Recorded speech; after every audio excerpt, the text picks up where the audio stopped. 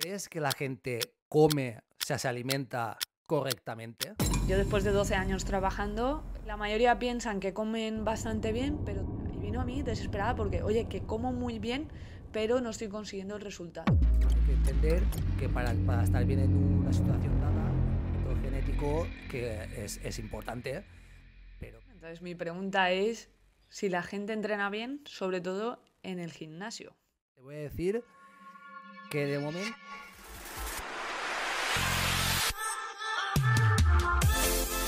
Muy buenas, hoy vamos a tener como invitada a Andrea Ferrandis, como sabéis es nutricionista deportivo especializada en deportes de resistencia y vamos a estar comentando la importancia de la nutrición en deportes de resistencia y en entrenamientos de fuerza y también, por mi parte, voy a responder a sus preguntas donde hablaremos de cómo hay que entrenar la fuerza, qué hay que entrenar primero, etcétera. Así que no te pierdas nada sobre este vídeo porque te va a encantar.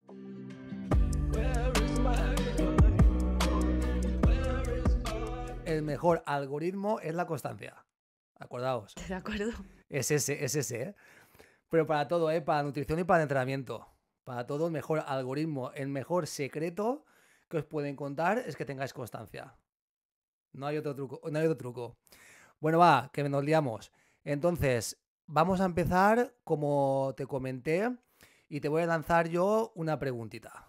Una preguntita sobre nutrición y entrenamiento. En este caso vamos a hablar un poco de entrenamiento de fuerza y de resistencia. ¿Tú crees, Andrea, crees que la gente come, o sea, se alimenta correctamente? A ver, la pregunta es complicada, pero la respuesta es bastante sencilla porque yo después de 12 años trabajando, me pasa muchísimas veces, me sigue pasando que acuden a la consulta personas, sobre todo por el perfil que yo llevo, que son deportistas, que ya se cuidan, saben un poquito de alimentación. La mayoría piensan que comen bastante bien, pero todos tenemos cosas que mejorar, todos. Yo la primera, estoy segura que tú también, Haruki.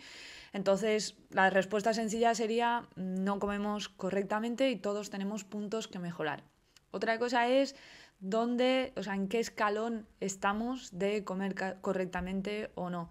Entonces yo cuando hago la valoración o cuando intento trabajar con mis deportistas, intento que al menos el 80% de su alimentación sea saludable o correcta y ese 20% pues un poco de flexibilidad que también es importante. Pero comer el 100% correcto en función de tus necesidades, estilo de vida, tipo de entrenamiento, objetivos, etcétera, muy poquita gente lo hace o lo puede conseguir y en muchos de esos casos se afectan otros parámetros como es psicológico, que al fin y al cabo llevar esa dieta tan estricta o ese plan nutricional tan estricto pues puede llevar pues cosas negativas.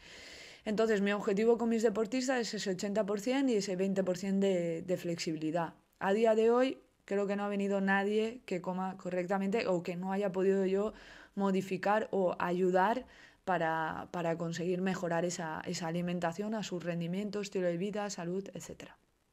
Si es que también la pregunta va también por ese sentido, ¿verdad? Habrás escuchado seguro que te dicen, no, yo como bien.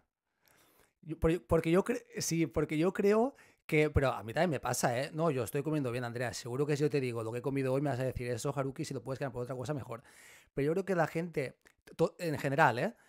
Nos evaluamos peor que lo que puede hacer una persona externa y más aún un profesional.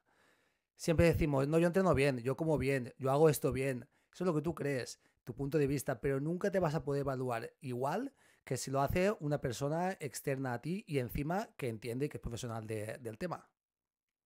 Correcto, de hecho te voy a dar un ejemplo. Hace relativamente poco, yo creo que menos de un año, una chica me mandó un listado de alimentos y me dijo, Andrea, quiero un plan de nutrición con este listado de alimentos porque es lo que como. Todo ese listado de alimentos eran alimentos saludables, ¿vale? Pero esa persona tenía un ligero sobrepeso, corría, no conseguía su objetivo de mejorar la composición corporal, etc. Y vino a mí desesperada porque, oye, que como muy bien, pero no estoy consiguiendo el resultado. Vale, perfecto. Esta lista de alimentos son todos los que consideramos saludables, o sea, es decir, ya tienes unos conocimientos básicos de qué es saludable y qué es no, pero esa distribución de nutrientes y macronutrientes no es adecuado a tu estilo de vida. y a tu objetivo. Por lo tanto, no consigues mejorar esa composición corporal y no te estás nutriendo correctamente. Es decir, hacer elecciones saludables no quiere decir que estés cubriendo tus necesidades nutricionales, porque esto depende de tu entrenamiento, tu tipo de trabajo, tu estado hormonal, tu estrés, depende de muchísimos, muchísimos factores, y eso los profesionales, ya sean entrenadores, nutricionistas, etcétera, lo tenemos que tener en cuenta y debemos de tenerlo en cuenta para trabajar de manera individual con cada uno de los deportistas. Sí, yo creo que has dado una tecla porque muchas veces escuchamos pues a lo mejor algún podcast o leemos algún artículo que dice pues hay que comer esto para mejorar tu rendimiento o para perder peso o esto es lo mejor. Pero es lo mejor ¿para quién? Para la población en general. O a lo mejor tú no estás en ese círculo, no estás en la media, estás en los extremos. Entonces, por eso hay que saber a cada uno pues lo que le puede sentar bien. A lo mejor a una persona no le sienta bien los huevos, por decir algo. Y a una persona que le sienten bien, pues le van a venir bien en su nutrición y su alimentación. Y puede ser que a otra persona, pues la bebida de soja no le siente bien.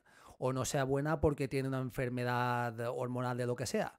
Entonces, por eso yo creo que es importante, al igual que el entrenamiento, individualizarlo, la nutrición también, y también en el momento de la temporada, porque muchas veces, al igual que en el entrenamiento, no, pero es que yo hacía esto hace 2 años, sí, pero hace 2 años no trabajabas, no viajabas cada semana, y entonces hay que modificar las cosas también, no al individuo, sino al momento. Supongo que la nutrición y la alimentación pasará exactamente lo mismo. Correcto, aquí te voy a dar un ejemplo concreto. Tengo un deportista que es Javi, que todos los años prepara Maratón de Valencia. Y este verano él quería seguir empeñado en mantener un porcentaje de grasa muy bajo. Y le dije, no, no, objetivo, subir porcentaje de grasa. Y me decía, ¿qué dices, Andrea? Y digo, sí, sí, vamos a tener el objetivo de subir el porcentaje de grasa para después, de cara al maratón, volver a bajarlo. Porque es imposible, en tu caso, después de tantos años trabajando contigo, que tú mantengas un porcentaje de grasa bajo durante un año entero de 2 años, ¿vale? Lo importante es estar dentro de unos rangos de salud y cuando vayas a por el objetivo concreto, pues esto lo bajamos. Entonces aquí depende mucho del mesociclo de entrenamiento sobre todo y cuando queremos ese pico de rendimiento. No podemos estar en pico de rendimiento todo el año, o sea, es imposible. Claro, la gente quiere la tableta de chocolate todo el año.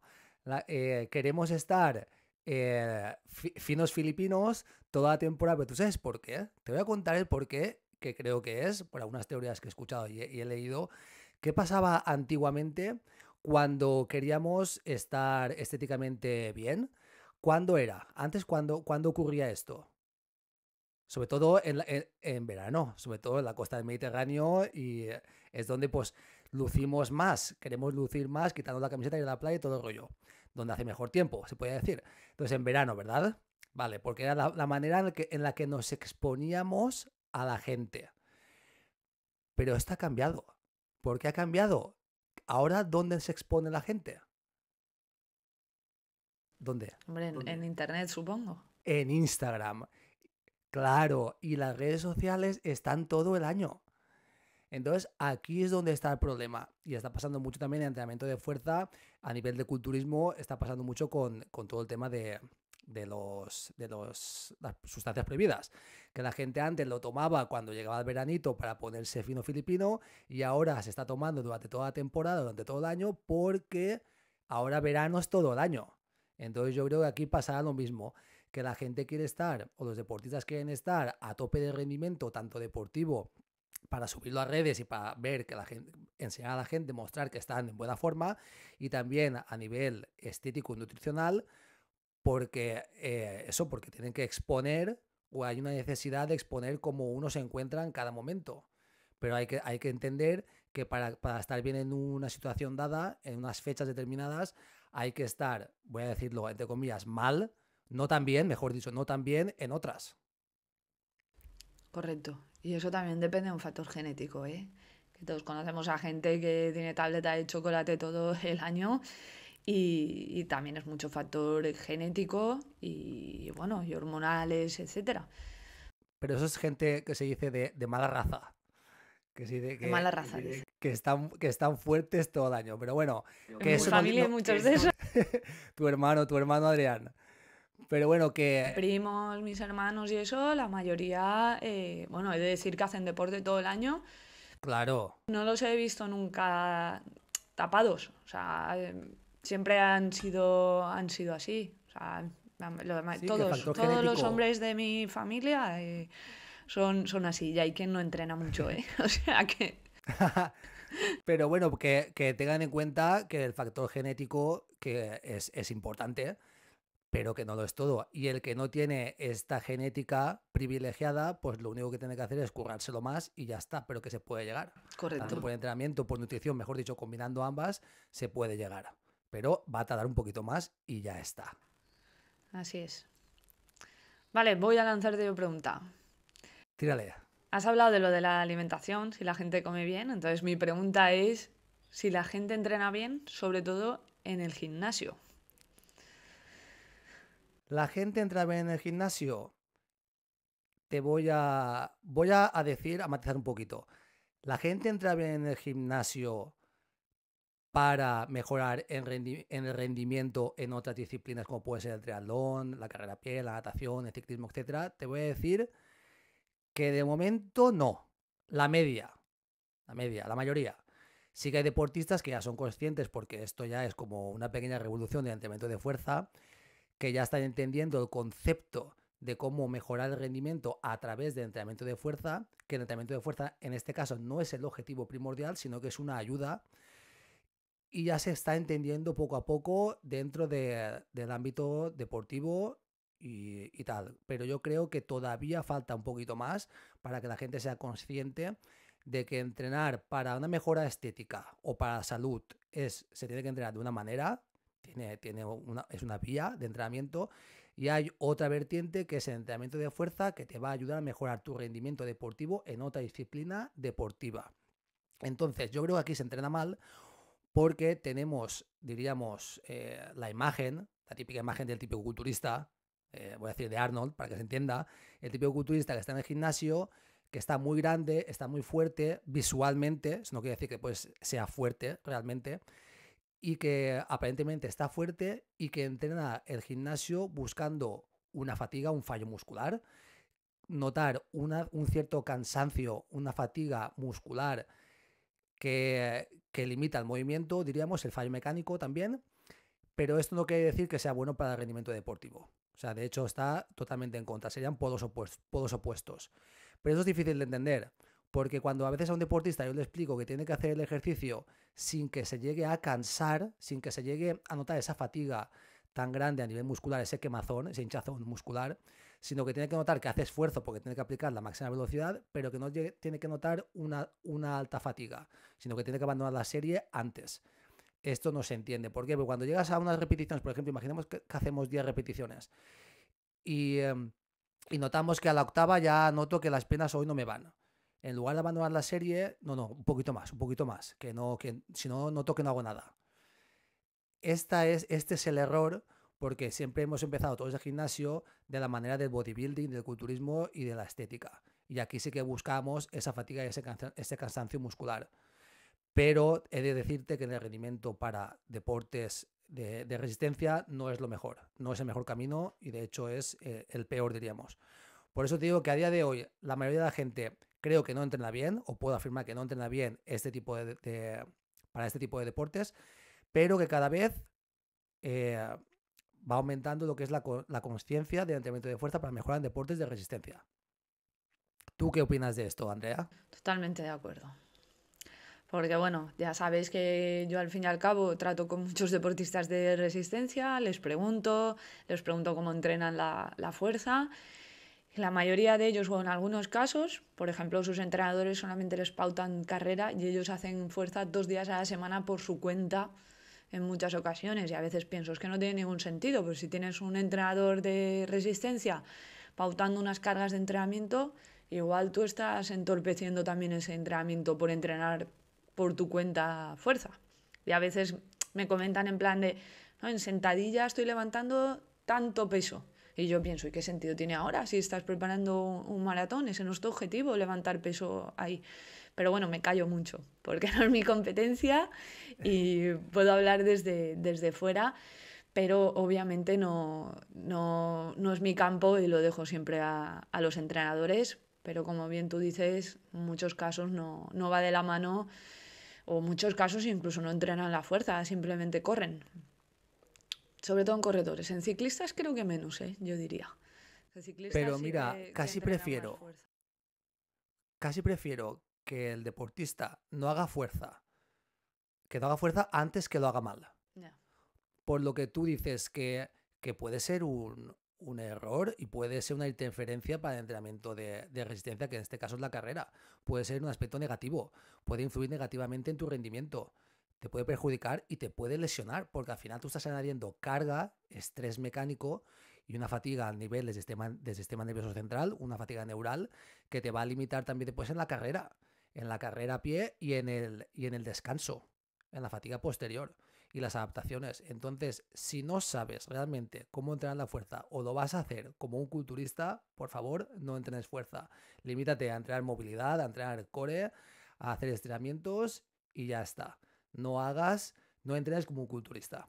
Es que esto lo suelo decir bastante en mis reels, no entrenes como un culturista, un físico-culturista. No es que tenga nada contra los físico-culturistas, de hecho me gusta este deporte también, pero no tiene nada que ver con el entrenamiento de fuerza para deportes de resistencia, incluso tampoco el CrossFit, del que ya hablaremos más adelante, que no me disgusta, no soy enemigo público de CrossFit, pero para este tipo de deportes, para mejorar los deportes de resistencia, no es compatible. Y lo que dices de levantar mucho peso, eso pasa, pero eso es por el ego lifting. Tenemos que dejar el ego en casa cuando salgamos de casa, pero sobre todo en el gimnasio. ¿Por qué? Porque en el gimnasio, ¿qué es lo que pasa? Que hay mucha gente allí que te puede ver como estás levantando 150 kilos en sentadilla, ¿verdad? Si estuvieras tú solo entrenando, mejor te daría más igual el peso que levantes. Pero como hay gente, tienes que intentar mostrar que eres un tío fuerte, una tía fuerte. Y aparte, si iba a decir, no chillar, pero si expresas que estás haciendo mucha fuerza con un efecto sonoro, pues entonces más aún. Pero eso todo es el ego. Y lo importante en este caso sería, que es lo que limita mucho también este tipo de rendimiento, es medir la velocidad. Pero todo el mundo no puede tener un encoder. Eso yo lo entiendo perfectamente. No todo el mundo puede tener un encoder y poner en la sentadilla, atar mediante el cable el encoder y medirlo con su móvil. Eso no lo puede hacer todo el mundo, lo sé. Pero en este caso, lo más eficiente, lo más eficaz sería medir esta velocidad y ver que para un peso determinado cada vez eres capaz de levantar la misma carga, por ejemplo, imagínate 80 kilos de sentadilla, a mayor velocidad. Ahí eres más fuerte y encima has aumentado tu rendimiento para tu disciplina deportiva, que es otra, que puede ser ciclismo, la carrera, lo que sea. Y sí que puede ser eso que dices tú de que los corredores y los ciclistas es diferente. Yo también creo que los ciclistas tienen más en cuenta el entrenamiento de fuerza. Yo creo también que a lo mejor es porque la bici se entiende más como un entrenamiento de fuerza. ¿Por qué? Realmente el entrenamiento de fuerza no existe. Quería decir el entrenamiento de resistencia. No quiere decir que no exista como tal, me refiero a que un entrenamiento de resistencia no es más que un entrenamiento de fuerza prolongado en el tiempo. Porque tú cuando estás pedaleando estás aplicando fuerza sobre un pedal a una cierta potencia y cuando vas corriendo también a una cierta potencia estás aplicando fuerza contra el suelo. Se prolonga durante el tiempo y entonces eso es un entrenamiento de resistencia. Pero yo creo que la imagen de un ciclista pedaleando, aplicando fuerza hacia abajo, se ve más parecido a una sentadilla o a una subida a un cajón que a un corredor. Yo creo que por ahí van las cosas, van los tiros. Que un ciclista puede pensar que lo que está haciendo él es más parecido a un entrenamiento de fuerza, como es la sentadilla, el peso muerto, lo que sea. Entonces, pues voy a hacer esto porque yo creo que me va a ayudar porque parece que sea bastante específico. Yeah. Creo que por ahí va la cosa. Pero bueno, pasamos a la nutrición. Así que es una partida de tenis esto. Sí. Una pregunta muy importante que mucha gente me pregunta, muchos deportistas, y que no terminamos, porque a mí también a veces me cuesta de entender, es qué tiene de diferente nutricionalmente hablando el entreno de fuerza y el de resistencia. ¿Qué tendríamos que tener en cuenta si somos deportistas que entrenamos fuerza y los que entrenamos resistencia o los que entrenamos las dos cosas? Vale, a nivel nutricional, aquí la mayor diferencia es la distribución de los macronutrientes. Para ser específica, los macronutrientes son hidrato de carbono, proteína y grasa. En función del tipo de entrenamiento, objetivo, edad, sexo, altura, etc., especificamos unos rangos de cada uno de estos macronutrientes. En el caso del entrenamiento de resistencia, por ejemplo, la distribución de la proteína va entre 1,2 y 1,8 gramos por kilo de peso y día, ¿vale? En función del tipo de entrenamiento que vayan a realizar ese día, ponemos mayor cantidad de proteína o menor. Por ejemplo, si ese día va a hacer fuerza específica para resistencia, pondremos más cantidad de proteína. Sin embargo, si va a ser un rodaje, ¿vale? O una tirada larga, bajamos la cantidad de proteína y priorizamos el hidrato de carbono, ¿vale? El hidrato de carbono en resistencia lo mismo, lo distribuimos en función del tipo de entrenamiento y va entre 5 y 10 gramos por kilo de peso y día. Un día de tirada larga intentaremos llegar a un rango de 7-8 gramos por kilo de peso. Sin embargo, un día de descanso rondaremos los 5 gramos por kilo de peso de hidrato de carbono. Y las grasas son las últimas que distribuimos en función de los otros dos, para cubrir el resto de calorías necesarias. Sin embargo, en un entrenamiento de fuerza, o sea, una persona que solamente entrena fuerza y su objetivo es, digamos que por ejemplo, aumentar masa muscular, priorizamos la proteína. Y el mínimo sería 1,8 gramos por kilo de peso y día, ¿vale? Que eso es el máximo en deportista de resistencia. Y en este tipo de deportistas podríamos incluso llegar a 2,5 gramos por kilo de peso y día, si su objetivo es aumentar volumen de masa muscular, ¿vale? Aquí va a depender del objetivo. Y aquí también priorizamos la ingesta de calorías. O sea, si tu objetivo es entrenar fuerza para aumentar masa muscular, tendrás un superávit, es decir, más calorías a lo que es tu gasto energético. Por lo tanto, un gran consumo también de hidrato de carbono, llegando incluso a 7 u 8 gramos por kilo de peso y día. Y las grasas siempre son las grasas las que dejamos en último lugar y distribuimos para cubrir esas calorías. Pero eso no quiere decir que no sean importantes, también son importantes porque están en funciones muy específicas de salud, es decir, hay vitaminas liposolubles, es decir, que están presentes en las grasas, función hormonal, membranas de células, cuidado de nuestro sistema intestinal, es decir, esa microbiota, ¿vale? Entonces, los 3 macronutrientes son importantes, pero en función del objetivo, tipo de entrenamiento y también mesociclo que estés, hacemos la distribución. Modo resumen, entrenamiento de fuerza para aumentar masa muscular, aumentamos la cantidad de proteína y también la ingesta de calorías. Entrenamiento de resistencia, priorizamos la ingesta de hidrato de carbono y distribuimos la proteína en función del entrenamiento que haya ese día. Y las grasas son las últimas que distribuimos en función de las calorías que necesita esa persona. Espero haberme explicado bien, ¿eh? Yo creo que ha quedado bastante claro y sobre todo ha quedado claro que no es lo mismo un día una persona que entrena fuerza o la misma persona, el mismo deportista, que un día tiene un entrenamiento de fuerza o que un día tiene un entrenamiento de resistencia. Aquí que no es lo mismo a nivel nutricional. Esto digamos que es la piedra angular de mi trabajo, ¿vale? ¿Por qué? Porque yo diría que el 90% de los deportistas que acuden a mí ya tienen unas nociones básicas de alimentación. Cuando digo básicas es que no consumen azúcar fuera de los entrenamientos de resistencia, que saben que la bollería no es saludable, que saben que los embutidos no, que el alcohol tampoco, etcétera. Que hay gente que sigue pensando que estas cosas se pueden consumir habitualmente, ¿vale? Entonces, estas personas ya tienen unas nociones básicas de alimentación. Entonces, ¿cómo puedo ayudarles yo? Hilando fino. ¿Cómo hilo yo fino? Pues distribuyendo la alimentación diariamente en función del tipo de entrenamiento, trabajo y objetivo. Y hablo diariamente, no semanalmente. Es decir, yo necesito saber qué tipo de entrenamiento vas a hacer y qué va a durar ese entrenamiento para saber qué necesidades tienes de calorías, hidrato de carbono, proteína y grasa. Y esto yo lo hago y semanalmente cambio los planes. Una cosa es mi trabajo de YouTube, redes sociales o en este caso la comunidad también, que publico nociones básicas y generales para todos los deportistas, pero otra cosa es cuando trabajas conmigo de manera individual, que me gusta bastante hilar fino.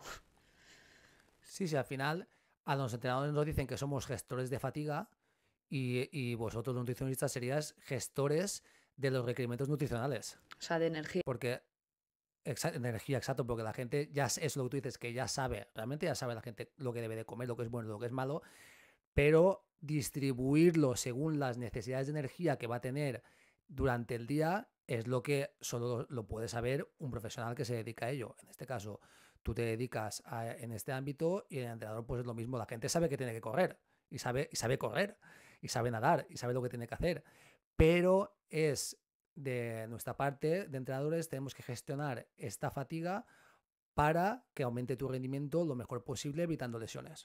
O sea, tú sabes correr, sí, pero ¿cuándo? ¿Cuánto tiempo? ¿Por qué antes y por qué después? Entonces, eso es la gestión de la fatiga. Y en tu caso, pues la gestión de la energía. Ha quedado perfecto eso. Sí. Vale, me toca a mí lanzarte pregunta. Dale. Eh, Esto, bueno, aquí todo el mundo sabrá que tú eres mi entrenador desde, yo creo que era 11 o 12 años ya, tío, o sea, hace la vida ya.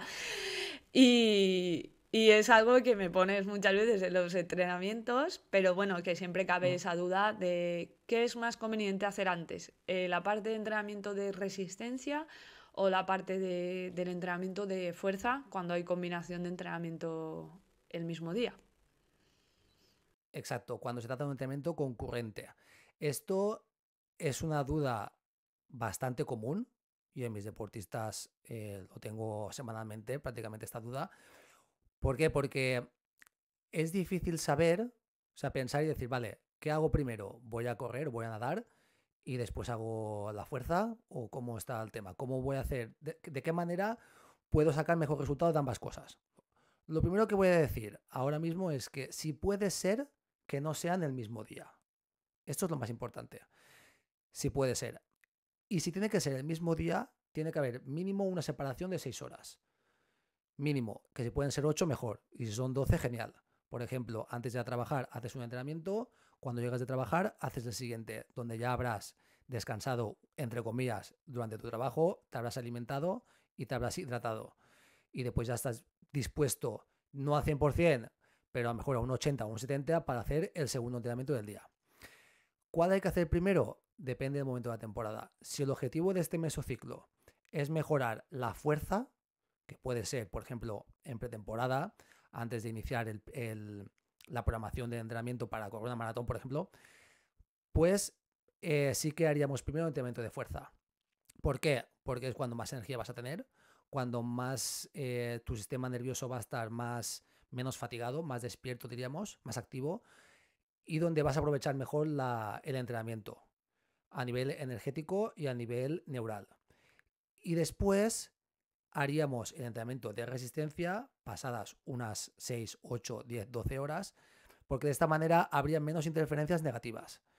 ¿Qué pasa? Que más adelante lo más importante es correr, ¿verdad? Es mejorar la resistencia. Por lo tanto, ¿qué hay que hacer primero? El entrenamiento de resistencia. ¿Por qué? Porque es cuando vas a estar más al 100%. Y alguna gente me pregunta, sí, pero Haru, yo por la tarde estoy más despierto porque yo por la mañana no valgo un duro. ¿Vale? No te preocupes. Si esto es así, no podemos hacer el entrenamiento de fuerza por la mañana y por la tarde de resistencia. ¿Por qué? Porque nos va a influir negativamente. Hacemos, pues lo que podemos hacer es, un día hacemos por la tarde el entrenamiento de carrera, si tú dices que estás más despierto por la tarde. Al día siguiente intentamos retrasar lo máximo posible el entrenamiento de fuerza. Por ejemplo, si yo hago, por ejemplo, a las 7 de la tarde, hago un entrenamiento de carrera a pie, al día siguiente, como por la mañana no suelo estar muy activo, pues a mediodía o por la tarde vuelvo a hacer el de carrera, hago el de entrenamiento de fuerza. Y a las 48 horas del entrenamiento de carrera hago el siguiente de carrera a pie. Pero el mismo día hacer el entrenamiento de fuerza, el entrenamiento de carrera y meter por la mañana el entrenamiento de fuerza si tu objetivo es la resistencia, no lo veo compatible. Más que nada por las interferencias negativas que pueda tener. O puede ser un entrenamiento de fuerza muy suave, que sea de core, de entrenamientos de ejercicios compensatorios, y ya por la tarde lo que es el entrenamiento realmente que va a necesitar de tu máxima energía, el más importante de la sesión. Por lo tanto, depende del momento de la temporada, siempre vamos a priorizar el entrenamiento antes o después, dependiendo de cuál sea más importante. El más importante siempre va adelante y el secundario va detrás. Igual que en las sesiones de entrenamiento de fuerza, cuando metemos los ejercicios, ¿cuál va primero? El más importante, porque es donde más energía tengo. Por lo tanto, normalmente en mis planificaciones o las planificaciones de cualquier entrenador de entrenamiento de fuerza, ves que la sentadilla va primero. ¿Por qué? Porque es cuando más energía necesito. Pues en el día a día igual. Al principio necesito más energía. En el entrenamiento de carrera, si es el más importante, necesito más energía, por lo tanto lo pongo delante. Y después ya pongo el entrenamiento de fuerza. Pero eso sí, separar el entrenamiento de fuerza y el de resistencia, 6 o 8 horas mínimo para que haya las mínimas interferencias negativas. No sé si se ha entendido bien, pero es que es un tema larguito que daría solo para un podcast. Pero eso, que tengan claro lo que ya he dicho, que lo que sea objetivo va delante y lo que sea secundario va detrás. Y 6-8 horas de diferencia entre ambos entrenamientos. Y habrá las mínimas interferencias negativas en ambas disciplinas, tanto en entrenamiento de resistencia como en entrenamiento de fuerza. ¿A ti te ha pasado alguna vez, Andrea, que has pensado, pues voy al gimnasio hoy por la mañana y por la tarde tiras a correr y ves que las piernas no van? A mí me ha pasado muchas veces, ¿vale? Aunque he de decir que últimamente los entrenamientos siempre me los pones separados de 24 horas. O sea, de un día es fuerza, por ejemplo, lunes hice carrera, martes hice fuerza, hoy me toca descanso, estiramientos puestos. Claro, lo ideal sería... Y también pero depende separar del sujeto. 6 horas siempre. Claro. Para que muchas veces, como a lo mejor pues una persona me puede decir, es que, Haru, yo no tengo tiempo. Tengo que ir, si voy a correr, tengo que ir al gimnasio también. No tengo más tiempo durante el día y a la semana solo puedo entrenar 3 días a la semana. Pues mira, le digo, mira, pues la fuerza la vamos a limitar y nos vamos a centrar en ejercicios compensatorios, que pueden ser pues ejercicios de glúteo medio, ejercicios para fortalecer el tibial anterior, diríamos para la articulación del tobillo. Pues esos ejercicios sí que los vamos a mantener y el core también, pero no nos vamos a centrar nada ni en sentadillas, ni en saltos, ni historias, porque solo tienes tiempo para correr y ya está, que es lo más importante para correr la maratón. Para correr la maratón hay que correr. Y el entrenamiento de fuerza, como ya os he dicho, no es el objetivo principal, sino que es una ayuda.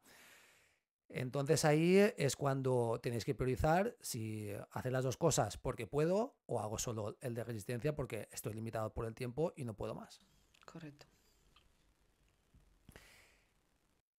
Esta pregunta mola un montón, la que te voy a lanzar, porque la gente quiere escucharla. Es que el tema de los suplementos a la gente le da morbo, ¿eh? Es increíble. Y yo creo, ¿tú sabes por qué? Yo creo que el tema de suplementos da morbo no, sino que llama la atención porque queremos llegar al objetivo lo más rápido posible. Que cueste lo mínimo posible. Y se creen que con un suplemento lo van a conseguir o van a conseguir el beneficio. Claro. Aunque la parte de somatizar también funciona mucho. Claro. Entonces te voy a preguntar, pon la mano en el fuego por 2 o 3 suplementos para mejorar. Iba a preguntarte para mejorar el entrenamiento de fuerza, pero el entrenamiento de fuerza y el entrenamiento de resistencia. Vale. Mis deportistas, todos, llevan pautado creatina, ¿vale? Entonces, para mí ese es el suplemento por excelencia. ¿Por qué es el suplemento por excelencia? Porque es el más estudiado a día de hoy y es el que más evidencia tiene de que realmente funciona. Pero ya no solamente unos beneficios relacionados con el entrenamiento o con la mejora de retraso de la fatiga o mejora o evitación de la bajada de masa muscular, etc. Sino también beneficios para la salud, beneficios en cuanto a calidad cognitiva o también mejorar la capacidad de concentración en actividades, aunque sea de leer o estudiar o tal. Entonces, este para mí sería como la excelencia y también porque es imposible cubrir nuestras necesidades con alimentación, ¿vale? Y simplemente necesitamos consumir 0,1 gramos por kilo de peso al día, nunca pasar de 8 o 9 gramos, es decir, si pesas 90 kilos, pues yo normalmente ahí mantengo sobre los 7 gramos al día de este suplemento. Y aquí importante recalcar varias cosas. Uno, que no se cicla, es decir, no se deja de consumir. Y 2, que no se hace fase de carga, simplemente se empieza a consumir con la dosis que necesitas y listo. Solo hay un momento donde yo lo retiro de la temporada, que es 2-3 semanas antes de una prueba de resistencia de larga duración, ¿vale? Que puede ser, por ejemplo, un maratón o una quebrantahuesos o una Titan Desert o un Ironman, etc. ¿Por qué? Porque este suplemento retiene algo de líquido, pero esa retención de líquido quiero recalcar que no es negativa, es positiva porque es líquido intracelular. Por lo tanto, puede aumentar algo de peso, ¿vale?, al deportista. decimos que es un máximo de 2 kilos. Hay deportistas que no les aumenta, ¿vale? Entonces, retirarlo 2-3 semanas antes de un objetivo y que esa persona pierda antes del maratón 1 o 2 kilos le va a beneficiar durante esa prueba, ¿vale? Entonces, es la única razón en ese momento, pero después continuamos tomándolo, ¿vale? Después, en cuanto a deportes de resistencia, cuando hablo de deportes de resistencia, son actividades de más de 90.000 minutos, ¿vale? Cuando preparamos este tipo de pruebas, aquí siempre va a jugar un papel fundamental los hidratos de carbono. Me da igual que sea en formato disotónico, gel, barrita, ¿vale? Hay muchas formas, pero es imprescindible tomar hidrato de carbono durante este tipo de actividad. Por lo tanto, es otro suplemento que yo considero fundamental para preparar este tipo de pruebas. Ya hablaríamos de qué formato y de qué manera y cómo hay que aportarlo en función de la duración, pero segundo suplemento, el hidrato de carbono. Y el tercero está complicado. ¿Por qué? Porque va a depender de cada persona y de los objetivos, etcétera. Pero aquí podríamos hablar de, por ejemplo, suplementarte con proteínas si no llegas a tus necesidades. Podríamos hablar de utilizar en un deportista de resistencia pues nitratos o bicarbonato o betalanina. Aquí el tercero yo diría que sería un factor individual, ¿vale? Pero hay un suplemento que se está hablando mucho que es el magnesio. ¿Por qué? Porque no tenemos capacidad de medir si tenemos un déficit o no. Y se está viendo mucha población, y digo que no tenemos capacidad de medirlo porque en una analítica no sale si tenemos un déficit de magnesio, ¿eh? Entonces esto es difícil de medir.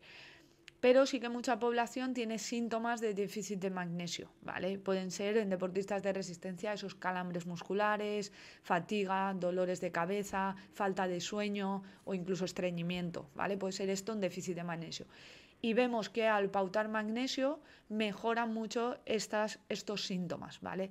Pautar magnesio no va a interferir, o sea, no va a producir ningún daño el tener un superávit de magnesio, y que es muy difícil tener un superávit porque a día de hoy los alimentos que aportan magnesio, como es por ejemplo plátano, avena, etcétera, o verduras y tal, hemos visto que no contienen tanto magnesio como hace 50 años. ¿Por qué? Porque al fin y al cabo nuestros cultivos, la manera de ahora de cultivar está cambiando, por lo tanto hay un mayor déficit de minerales. Entonces, en resumen, yo diría que 3 suplementos indispensables sería la creatina, el segundo los hidratos de carbono en deportistas de resistencia y el tercero tal vez podría ser el magnesio, aunque deberíamos de individualizar todo esto. Podría nombrar también vitamina D porque estamos viendo ahora muchos pacientes con déficit de vitamina D, pero esto es muy fácil y hay que hacer una analítica. En la analítica se ve si hay déficit o no y a partir de ahí se pauta. Y por suerte en España a día de hoy los médicos están analizándolos siempre, o sea, el médico de cabecera cuando vamos y solicitamos la analítica, la vitamina D se ve analizada y ellos mismos son los que lo pautan, ya no es tanto el nutricionista el que estamos haciendo aquí esta pauta. Vale, y después, que no se me olvide, la creatina, por ejemplo, ¿la puedes tomar en una sola toma o es mejor dividirla por la mañana y por la tarde, por ejemplo, en 2 tomas? Este suplemento es indispensable que no dejes de tomarlo y que lo tomes todos los días porque funciona por acumulación. Con este razonamiento, en mi opinión, se debe de consumir una vez al día porque es una manera de no olvidarte, ¿vale? Por ejemplo, a ver, se dice que tiene mejor eficacia después de los entrenamientos, ¿vale? Pero yo es lo que le digo a muchos deportistas. Después de entrenar puede ser que se te olvide. Sin embargo, si tú la pones en todos los desayunos, es más difícil que se te olvide porque ya es algo automático. De decir, yo con el desayuno tomo esto. Entonces vamos a evitar el olvidarte. Entonces, en mi opinión, una sola toma, el momento del día que tú quieras, pero intenta que no se te olvide. Sí, el beneficio que te puede dar tomarlo después del entrenamiento no equivale a que lo puedas dejar de tomar, a que se te olvide. Correcto. Entonces vale la pena por este poco porcentaje de mejora que puedas tener, que va a ser muy pequeño, no vale la pena jugársela y tomártelo pues en el desayuno, que ahí seguro que no se te olvida. Correcto.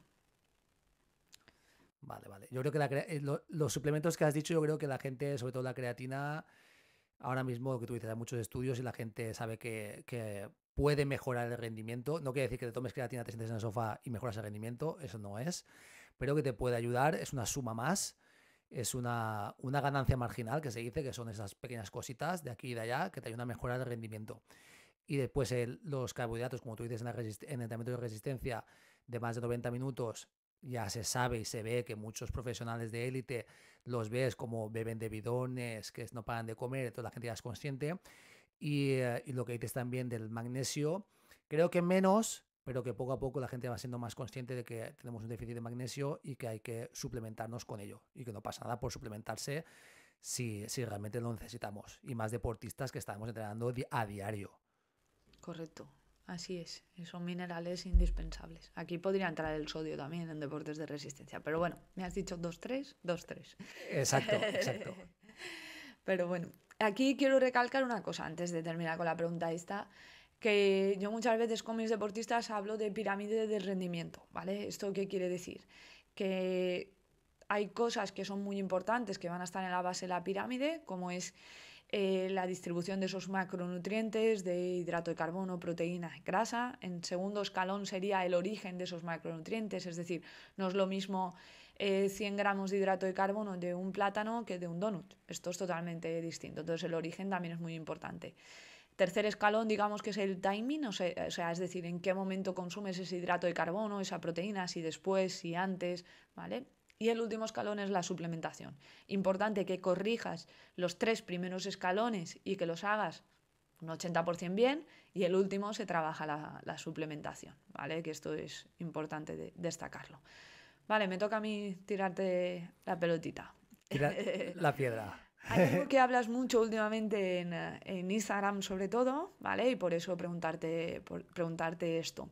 ¿Por qué se debe entrenar aplicando la máxima intencionalidad, voluntad y velocidad? Por cierto, esto muchas veces yo tengo que pararme a pensar en mis entrenamientos, sobre todo de fuerza, porque, bueno, como sabes que tú me pones los entrenamientos, muchas veces yo tengo pues 50 minutos para bajar, entrenar y subirme. Y a veces me pasaba que decir, ¿qué he hecho? O sea, de tener los auriculares puestos y tal. Entonces, desde que te escucho esto en redes es como, vale, piensa, ¿qué estás haciendo? ¿Cómo ejecutas? ¿Cómo tal? ¿Vale? Entonces, respóndeme, pero que me siento aquí identificada. Esa es.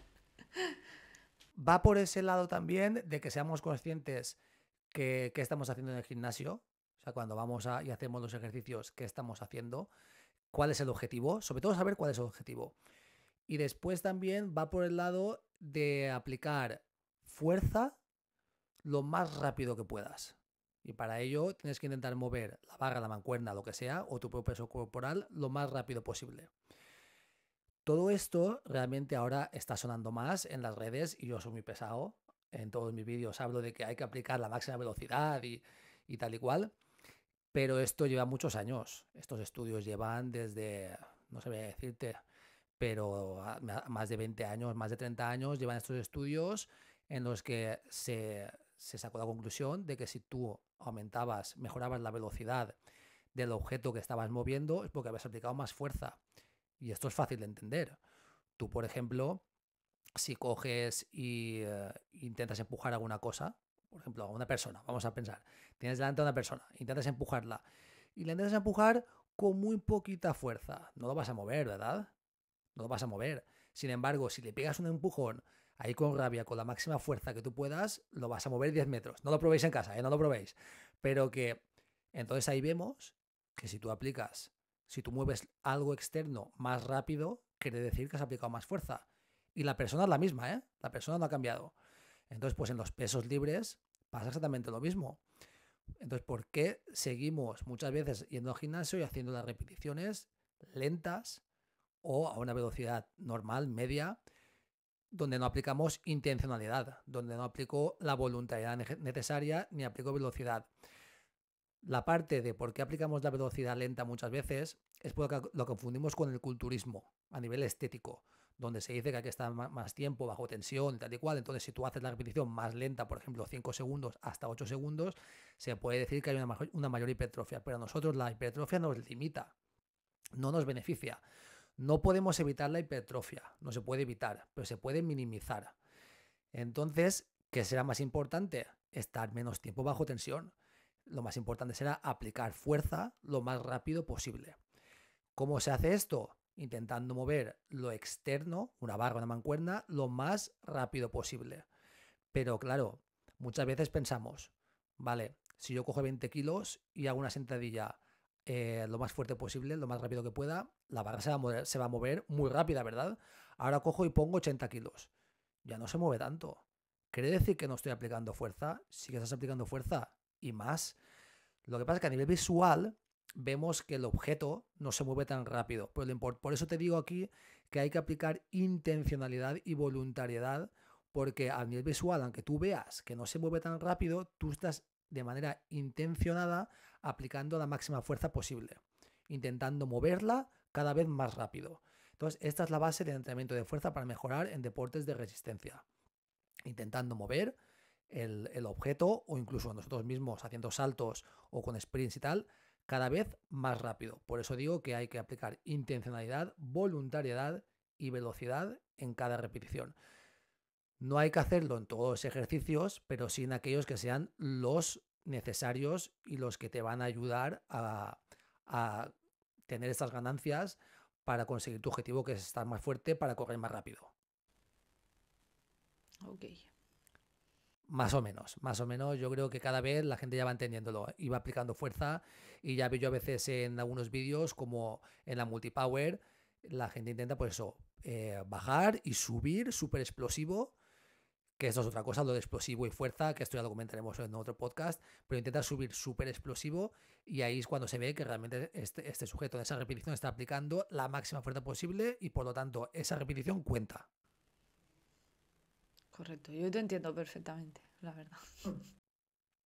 Pues espero que, y sobre todo en todos mis vídeos, que soy muy pesado, que lo sé, pero es que no me canso de decirlo y no voy a parar, porque es que de hecho yo hice el máster en 2013, sí, en 2013 hice el máster de entrenamiento de fuerza en Madrid, en el Comité Olímpico Español. Estaba ya Juan José González Vadillo, que es el padre del entrenamiento de fuerza, y ya nos lo explicaba en ese momento, y yo ya me quedaba así diciendo, ostras, pero es que en el 2013, ya me quedaba así diciendo, pero es que lo hacemos mal. Incluso yo en ese momento lo hacía mal.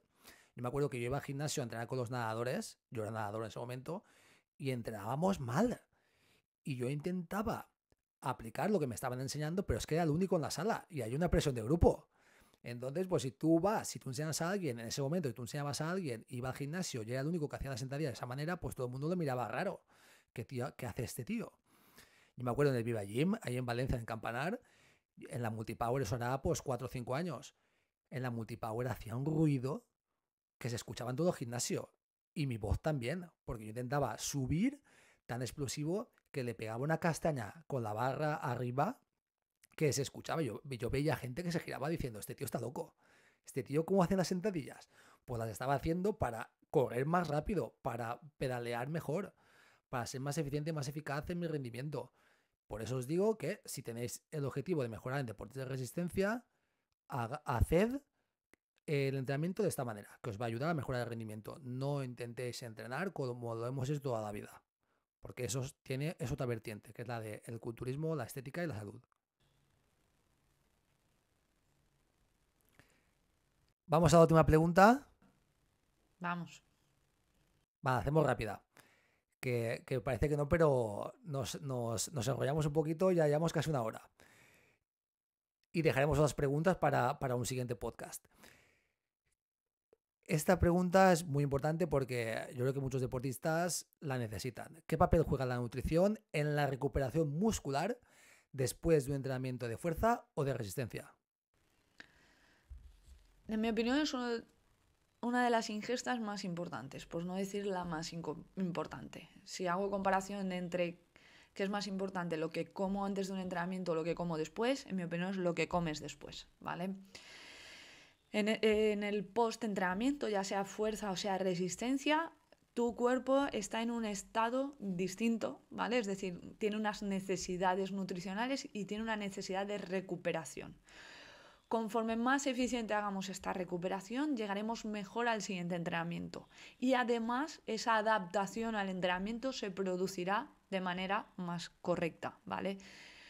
Y cuando digo adaptación del entrenamiento, que es algo que nombráis muchas veces los entrenadores, es cómo nuestro cuerpo asimila ese entrenamiento y va mejorando poquito a poco en el tiempo, ¿vale? Por lo tanto, la ingesta post-entrenamiento, conforme la vayamos haciendo mejor y adaptada al tipo de entrenamiento, de manera exponencial, conforme vayan pasando las semanas y estés más cerca de tu objetivo, mejor serás físicamente, pero es que además, o sea, físicamente me refiero a tema de rendimiento, no estética, me refiero a rendimiento en este caso.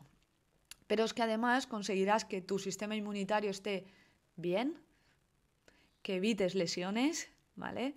Y por lo tanto, cuando lleves 8, 10 semanas de preparación para una prueba objetivo, estarás al 100% para afrontar esos últimos entrenamientos o esos entrenamientos para llegar al objetivo.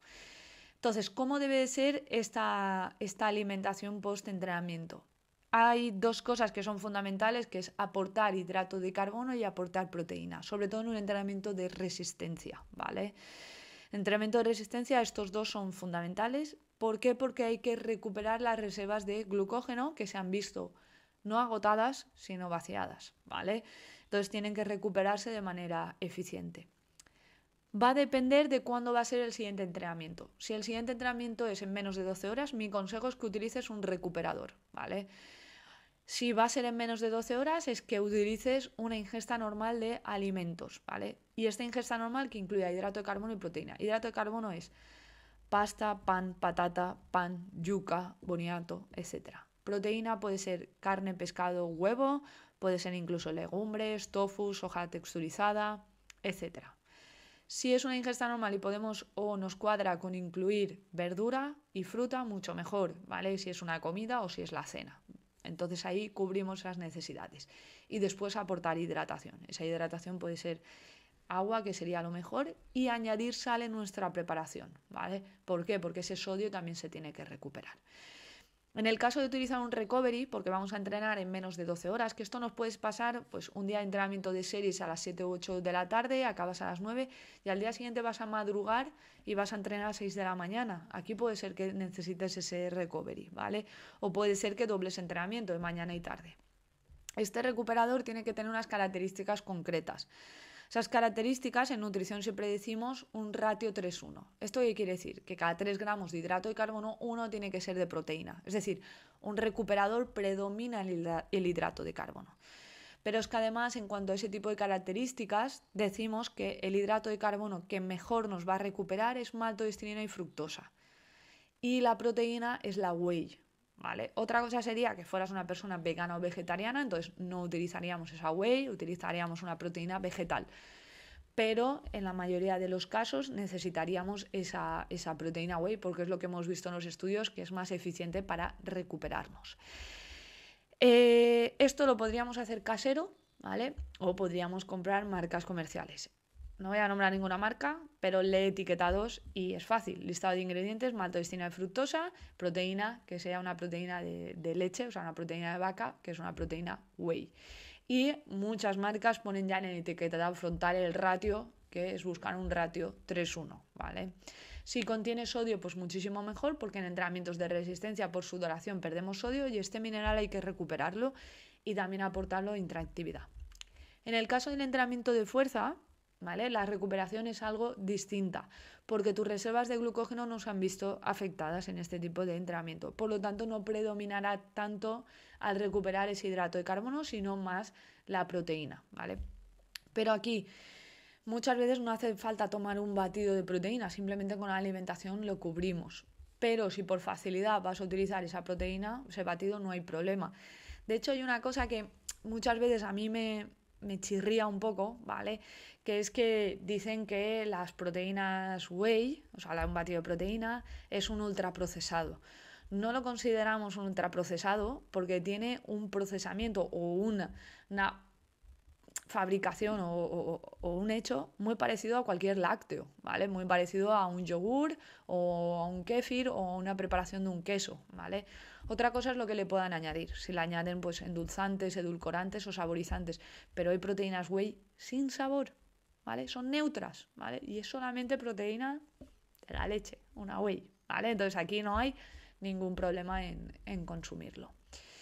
Y listo, creo que te he respondido a la pregunta que me... Sí, sí, yo creo que la respuesta es genial, porque tanto la gente que nos pueda escuchar, que sea deportista de resistencia, sabe lo que tiene que tomar. El batido recovery con mucho carbohidrato y también algo de proteína. Y el que tiene fuerza, pues más proteína. Yo creo que es de cajón, pero hay que decirlo. Y si has dicho el ratio 3:1 en deportes de resistencia, pues que lo sepan y que también que se lo pueden hacer ellos mismos. Yo me acuerdo que yo, de hecho, aún tengo en casa la maltodextrina y con la maltodextrina y la whey, la proteína whey, y como has dicho en algunos de tus vídeos, incluir sal, que sería por el sodio, y ya tendría el recovery hecho, ya lo tendría. Correcto. Entonces es que es súper fácil. Y yo creo que es mejor si te lo haces tú. Yo Si te lo también lo haces tú, te yo haces tú también lo pienso. Y más por una, barato. A mejor y barato. claro, claro, por una parte la maltodextrina y por una parte la whey, que si la haces sin sabor, pues es más sana aún. Y después le añades el cacito de sal y ya tendrías el recovery. Que pierdes ahí 2 minutos haciéndolo, nada, inviertes en dinero porque es más barato y inviertes en salud. Así que ya lo sabes. Haz tu propio recovery. Correcto. Y te puedes preparar 10 recoveries, ¿eh? O sea, Claro, tú dejas puedes... preparado y ya está. Correcto. En una procesadora, pues de estas de alimentos, una batidora de estas potentes, Mm. puedes preparar 10 dosis. Haces bien la mezcla después y listo. Y después con cazos mides. Listo. Así lo mismo en Estoy isotónicos, viendo, ¿eh? estoy viendo que dentro de poco va a salir la línea de suplementación de Andrea Ferrandis. Lo estoy viendo. No tardemos mucho en verlo No te voy, en el mercado de suplementación. no te voy a contestar aquí en abierto. Eso quiere decir que hay algo. Hay algo. Bueno, Comenta, última pregunta. última pregunta. Eh, ¿Cuáles son los ejercicios, o sea, para ti indispensables que no pueden faltar en el entrenamiento de fuerza, pero se puede relacionarlo con resistencia, o sea, aplicado a deportistas de resistencia? Sí, muy fácil. Sobre todo ejercicios compuestos, globales, en los que estés empleando la mayor cantidad de grupos musculares. Por lo tanto, si me pongo a pensar de esta manera, un curl de bíceps no va a ser. Una extensión de tríceps en polea tampoco va a ser. Una elevación de talón, que va a trabajar el gemelo, lo podría mantener ahí como un compensatorio, pero no va a ser la pieza fundamental del entrenamiento de fuerza. ¿Cuáles van a ser? Pues los de siempre, los de toda la vida. Una sentadilla. ¿Que no puedes hacer sentadilla? Coge una prensa en máquina. No es una extensión de cuádriceps, porque una extensión de cuádriceps estamos trabajando sobre todo el grupo muscular del cuádriceps, la cara anterior del muslo. Pero haces un press de pierna en una prensa es totalmente diferente. Una jaca, sentadilla jaca, que de hecho me gusta muchísimo por la alineación que tiene y porque es bastante segura. Después, todas las variantes de sentadilla, incluso las zancadas, las subidas a cajón, pero sobre todo diría la sentadilla, el press banca, si eres nadador o triatleta, el press banca, las dominadas. Si tú haces sentadilla, press banca y dominadas durante toda la temporada y vas aumentando la carga en función de cómo vas aumentando la velocidad y tu percepción del esfuerzo, vas a ir mejorando tu rendimiento sí o sí con esos 3 ejercicios. Y a nivel estético también lo vas a notar, si también te interesa. Y si quieres añadir ejercicios de core, muy sencillos. Las planchas que las puedes hacer con cargas, ir aumentando la carga que te pones en la espalda, creando algunos desequilibrios, jugando con un balón medicinal o con una pelota de fútbol. Y puedes hacer también el press pull-off, que hay millones de variantes. Y el press pull-off puedes jugar con una polea, modificando los pesos y la posición que tú te pones en tu posición en comparación con la polea para cambiar los ángulos. Con esos ejercicios sobra, no hace falta que hagas nada más. Eso sí, si tienes más tiempo y lo puedes hacer, puedes añadir compensatorios, pues ya lo sabes, añadir ejercicios de glúteo medio, tibia anterior, de gemelo y tal y cual. Y para triatletas y para nadadores, pues para el manguito de rotador, fortalecerlo y así de simple. No es necesario hacer ni curl de bíceps, ni extensión de tríceps en polea, ni nada por el estilo. Sentadilla, press banca y dominadas y trabajo de core en press pull-off y planchas. Fin. Es que es súper sencillo. A veces me da vergüenza incluso publicar en Reels porque siempre digo lo mismo. Pero es que, aunque lo diga 1000 veces, siempre veo muchos vídeos de ejercicios no voy a decir chorra, porque no hay ejercicios chorra, pero ejercicios que no son necesarios ni imprescindibles y que lo que hacen es fatigarte más, te fatigan más, te quitan tiempo de recuperación y de hacer otros ejercicios que te van a beneficiar más en tu rendimiento. Ya lo he dicho. Pues nada, le hemos metido una horita, ¿eh? No ha estado mal, ¿eh? Pero bueno, a lo ideal sería que si tenéis algún tipo de pregunta, que nosotros tenemos ya algunos temas que queremos tratar para un posterior podcast, pero si tenéis alguna pregunta o lo que sea, lo podéis dejar en comentarios y pues los trataremos también y así pues se puede enterar toda la comunidad del running, del triatlón, de la natación, de los deportes de resistencia y de fuerza. Y esto es importante para nosotros dos porque el otro día leí una frase que me gustó muchísimo que es: cuando uno enseña, dos aprenden. Me gusta Si mucho es que la es tal frase. cual. Es que tú cuando enseñas algo, lo estás, diríamos, repasando. Y cuando más claro y más sencillo lo intentas enseñar, que es lo más difícil, enseñar lo sencillo es lo más difícil que hay. Si tú esto lo consigues, diríamos que estás interiorizando más aún los conceptos. Entonces, cuando uno enseña claro y sencillo, dos aprenden. Correcto. Así es. Yo lo veo Pues nada, constantemente eso. sí, Pero bueno. En el canal de YouTube, como todas las semanas publico vídeos, cada semana claro. tengo que preparar, leer estudios, buscar estudios científicos, buscar novedades, etcétera. Entonces repaso conceptos y también las novedades y tener que transmitirlo para los deportistas hace que yo sea mejor profesional. Esa es. Y nadie duda de ello. Bueno, gracias. Pues nada, nos vemos en el siguiente podcast porque ya no sé qué decir. Y nada, pues que las dudas que tengáis en comentarios y recordad que nos podéis seguir en Instagram, @haruki_shining10 y arroba, Andrea Ferrandis. esa es, a los dos, que vamos en un pack. Pues nada, hasta la próxima. Chao, mátane, chao.